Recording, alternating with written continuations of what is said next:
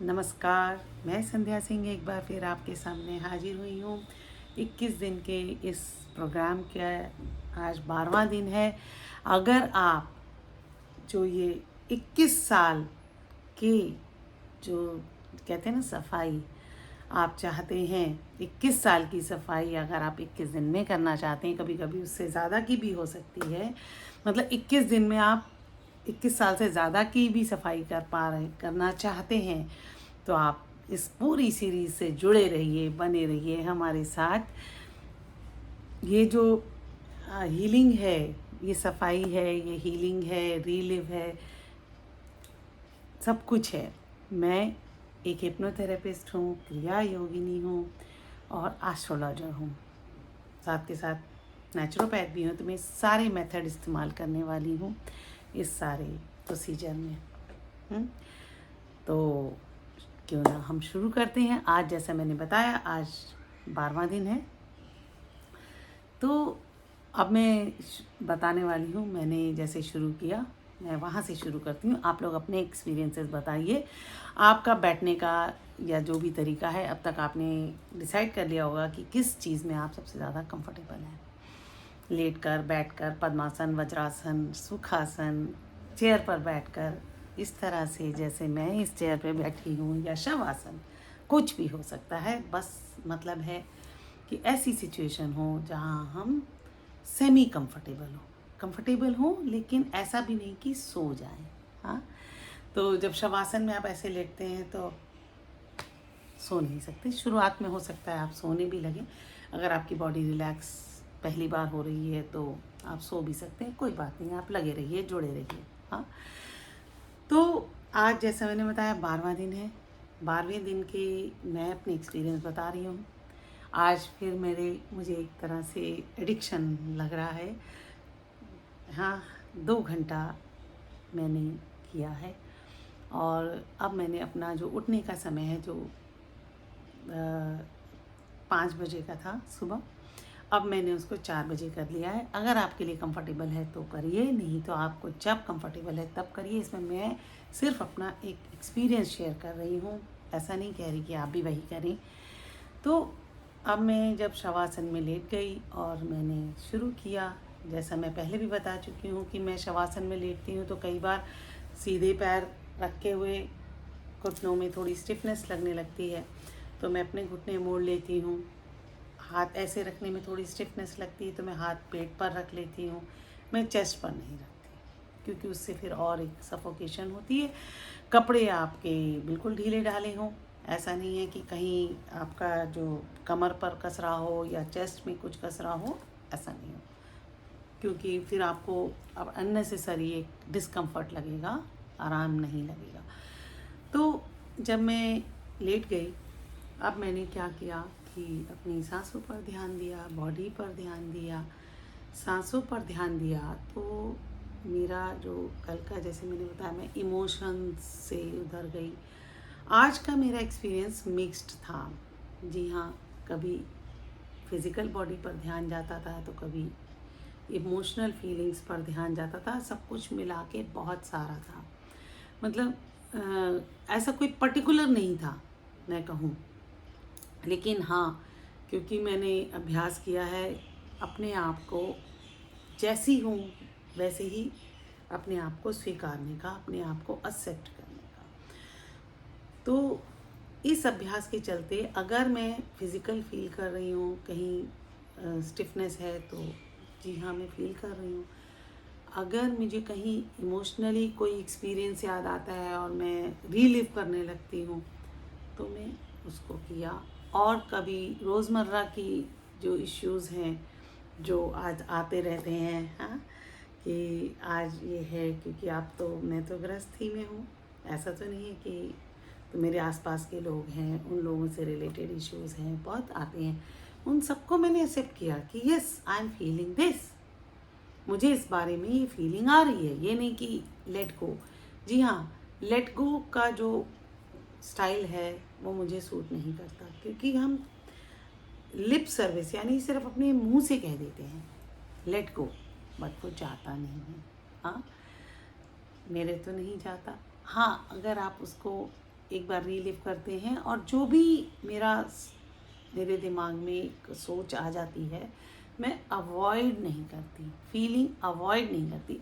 मैं जाती हूँ उसमें कि yes I am feeling this, yes I am feeling this, मैं ये महसूस कर रही हूँ, मुझे स्टिफनेस लग रही है। तो मैं ये देखती हूँ कि थोड़ी देर में, क्योंकि जब आप उस जगह ध्यान लगाते हैं तो आपकी प्राण वायु का प्रवाह, ऑक्सीजन का प्रवाह उस तरफ से ठीक होता है, तो आप उस चीज़ को हील कर पाते हैं। जो स्टिफनेस है वो थोड़े दिनों में, हाँ दिनों भी लग सकते हैं, महीने भी लग सकते हैं, ठीक है। और ये जो प्रैक्टिस है ना, ये आपको ओवरऑल फ़ायदा देने वाली है। आप अगर क्रिया योग करने के लिए आपको कहीं रुकावट आ रही है, उसमें भी फ़ायदा है, अपने सेल्फ डेवलपमेंट में भी फ़ायदा है, आपको क्रिएटिव भी बनाएगी आपकी लाइफ में। जैसे एक एस्ट्रोलॉजर के रूप में बताती हूँ, जैसे आपकी जन्म पत्री होती है और उसमें बहुत सारे जो आप किसी ज्योतिषी के पास जाते हैं, मुझे ये दिक्कत आ रही है, मुझे ये वाली परेशानी आ रही है, सेल्फ से यानी फर्स्ट हाउस से, सेकेंड हाउस से, 12 हाउस है, इसमें ये दिक्कत आ रही है। तो ये पूरी पत्री को एक बेहतर तरीके से आपको उपाय करवा देती है। जी हाँ, तो आप क्रिएटिव भी हो जाते हैं, आप कॉन्फिडेंट भी हो जाते हैं, आपकी इमोशंस बढ़िया हो जाती हैं। ये इसके फ़ायदे हैं, बेसिक फ़ायदे हैं, इसमें कोई वो चीज़ नहीं है। तो जो लोग सेल्फ हिप्नोसिस, सेल्फ डेवलपमेंट या क्रिया योग के लिए ये शुरुआत के रूप में, या जो लोग क्रिया योग पहले से प्रैक्टिस कर रहे हैं लेकिन उनको कहीं ना कहीं रुकावट बनी हुई है, तो वो भी इससे फ़ायदा उठा सकते हैं। देखिए, मैं 25 साल से ज़्यादा से अभ्यास कर रही हूँ, तब भी मैं देख रही हूँ कि इससे मुझे कहीं कुछ फ़ायदा हो रहा है। कुछ एक होता है ना कि छोटा सा विज़न, वो मेरा विज़न थोड़ा बड़ा हो रहा है, मायोपिक बोलते हैं, शॉर्ट साइटेडनेस, वो और खुल रहा है। हाँ, तो मैं बिल्कुल अपने आप को पहली बार अवॉइड नहीं करती, अपने खुद की नहीं सुनना, ऐसा नहीं करती। अपनी बॉडी कुछ बोल रही है, अपना मन कुछ बोल रहा है, उसको सुनना है। तो जब आप इसको सुनेंगे, आपको फिर कभी कैसा होगा कि आपकी फ़िज़िकल बॉडी में कोई स्टिफनेस है, जब आप उस जगह फोकस करेंगे तो आपको कोई इमोशन यानी अपना कोई ऐसा एपिसोड याद आएगा जब आपने हर्ट हुए थे। जी हाँ, आपको कभी ऐसी जो खुशी वाले मोमेंट हैं, वो उसके लिए कभी स्टिफनेस नहीं होती, तो आप नहीं कर पाएंगे उस चीज़ को, मतलब एसोशिएट नहीं कर पाएंगे। तो आपने कभी क्या होगा कि आपने कोई इमोशनल मोमेंट आपके ऊपर आ रखा है, उसमें जब आप फोकस करेंगे तो आपको फिज़िकल बॉडी में महसूस होगा कि yes I am feeling this, मेरे हाथों में जैसे खून पीछे की तरफ जा रहा है या कुछ भी, है ना। तो कभी बॉडी तो एक ही है, कभी फिज़िकल से इमोशनल, कभी इमोशनल से फिज़िकल। तो हमें करना क्या है, हाँ, अपने आप को अलाउ करना है कि हम इसको फील करें। तो जब से सबसे पहले आप फील करें, महसूस करें फिज़िकली या मेंटली। उसके बाद जब आपने फील कर लिया, वो सबसे बढ़िया चांस है, जैसे एग्ज़ाम का चांस होता है, फिर उसको एक्सेप्ट करें, यस आई एम फीलिंग। क्योंकि एक बार अगर आपने कह दिया नहीं नहीं मुझे ये नहीं सोचना, मुझे ये नहीं फील करना, तो आपका ये पेंडिंग में चली जाएगी फाइल।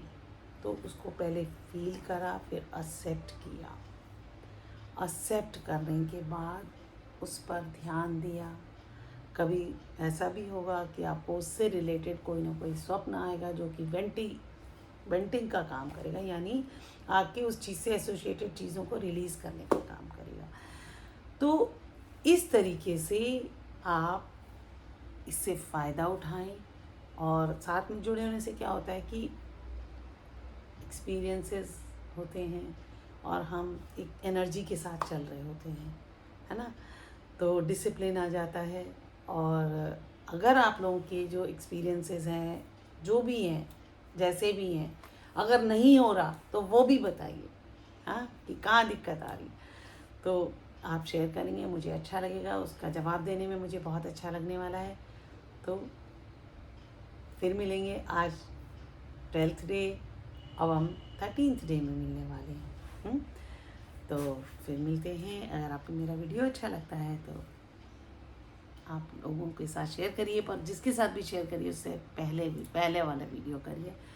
या इसकी प्लेलिस्ट करेंगे तो भी वो कंफ्यूज हो जाएंगे किसको देखें किसको नहीं देखें, तो पहले वाला करिए। इतना उनके साथ अगर सच में भला करना चाहते हैं। फिर मिलूँगी कल 13 डे के एक्सपीरियंस के साथ। तब तक के लिए नमस्कार।